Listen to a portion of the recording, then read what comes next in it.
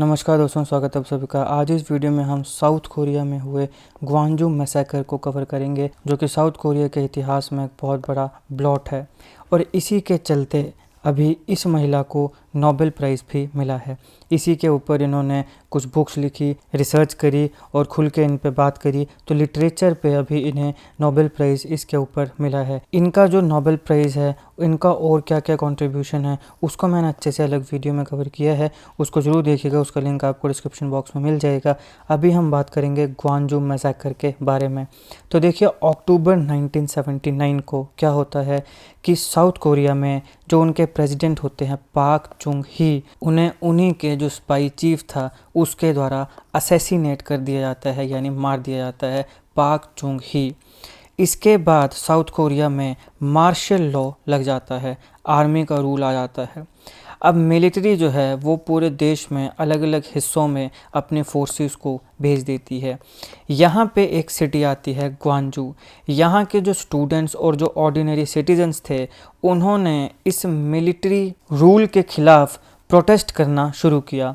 तो 18 मई 1980 को कई स्टूडेंट्स और ऑर्डिनरी सिटीजन्स ने ऑर्गेनाइज प्रोटेस्ट में पार्टिसिपेट किया, जो कि मिलिट्री गवर्नमेंट के खिलाफ था। ये पहले तो बहुत ही छोटे नंबर में था, लेकिन धीरे धीरे काफ़ी लोग इसके साथ जुड़ने लगे और कुछ ही दिनों में जो प्रोटेस्टर्स का नंबर था वो हज़ारों में पहुंच गया।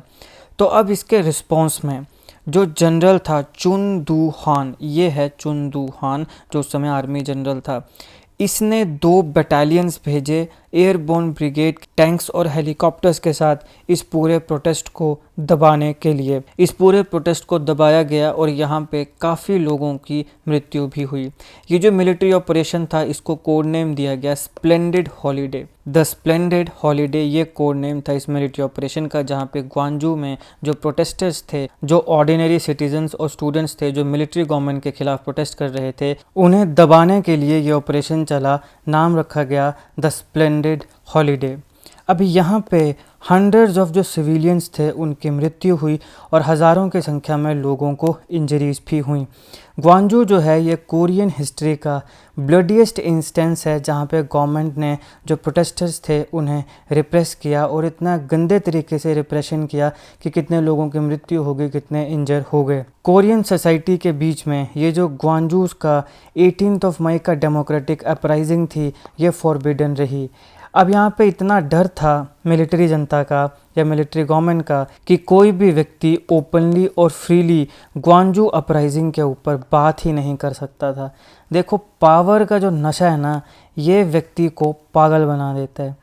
अभी कुछ समय पहले हमने सूडान में भी ये चीज़ें देखी थी। वहाँ पर आर्मी जनरल और मेजर के बीच में भी एक बहुत बड़ा एक पॉलिटिकल टेंशन चल रही थी और उसकी वजह से भी आप जानते हैं कितने लोगों की मृत्यु हुई। सूडान वाली जो क्राइसिस अगर आपने नहीं देखी है तो उसको मैंने अच्छे से कवर किया है, ज़रूर देखिएगा, लिंक मैं डिस्क्रिप्शन में दे दूँगा।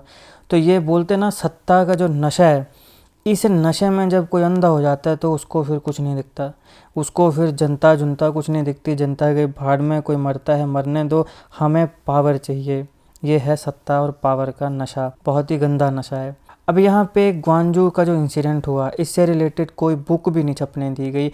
अगर कोई किताब छपती थी तो उसे सेंसर कर दिया जाता था। किसी भी ऐसी किताब को पब्लिश करना भी प्रोहिबिटेड किया गया था।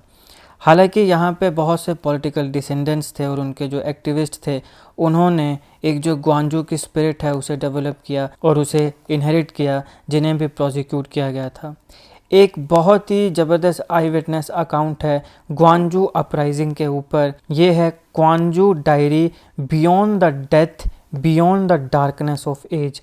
इसको 1985 में सबसे पहले रिलीज़ किया गया था। अब यहाँ पे जो इसका रियल ऑथर था उसका नाम था ली जे यू, लेकिन इसकी आइडेंटिटी को छुपाना था, नहीं तो इसको मार दिया जाता।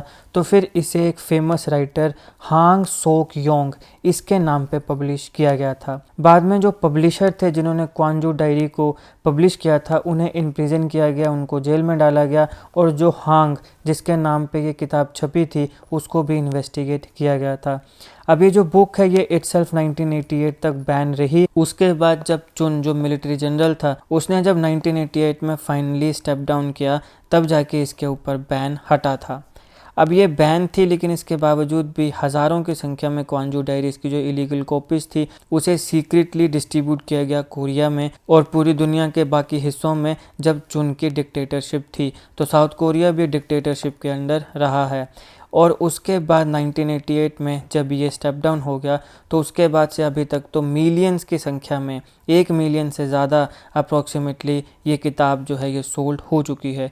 ग्वांजू सिटीजन्स ने ये जितने भी रिकॉर्ड्स थे इस अपराइजिंग के उसे कलेक्ट किया, प्रिजर्व किया, स्प्रेड किया और उन्होंने 18 मई आर्काइव्स भी बनाया था 2015 में। यहाँ पे 4271 डॉक्यूमेंट्स और 2017 फिल्म्स जो हैं उन्हें UNESCO memory of the world register में इंस्क्राइब किया गया है 2011 में। तो ये है ग्वांजू अपराइजिंग। अभी क्योंकि नोबेल प्राइज़ इन लिटरेचर मिला है साउथ कोरिया की एक राइटर को, जिसको मैंने अच्छे से अलग वीडियो में कवर किया है, ज़रूर देखिएगा, उसका लिंक मैं डिस्क्रिप्शन में दे दूंगा, आपके एग्जामिनेशन के लिए भी इंपॉर्टेंट है।